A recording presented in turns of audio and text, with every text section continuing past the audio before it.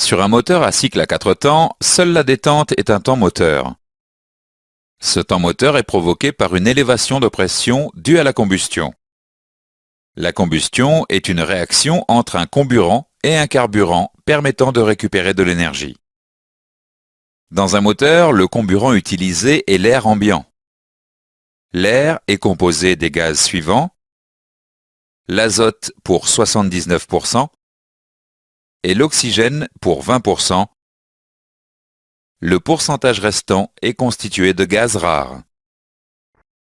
Le carburant est un mélange d'hydrocarbures. Les hydrocarbures sont composés de deux éléments, l'hydrogène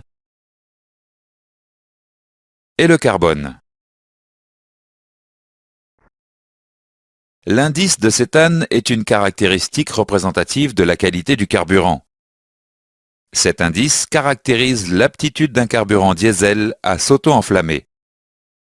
Plus l'indice est élevé, plus le gazole s'enflamme facilement. Il convient de respecter les préconisations du constructeur.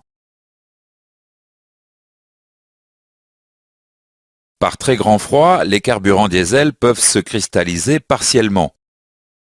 La cristallisation risque de provoquer un colmatage du filtre et donc une coupure de l'alimentation.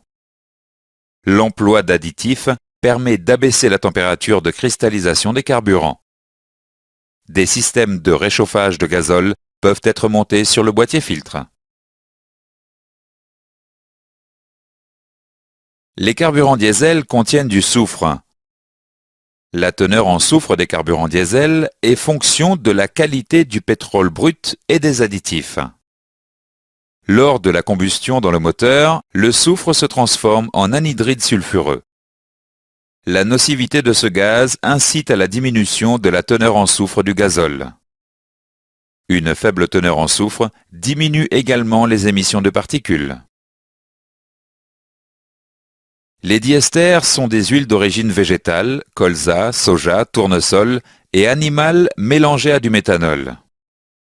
Les diesters sont utilisés en tant qu'additifs dans le gazole raffiné. Cependant, les moteurs diesel modernes doivent utiliser un carburant ne contenant pas un pourcentage trop élevé de diester.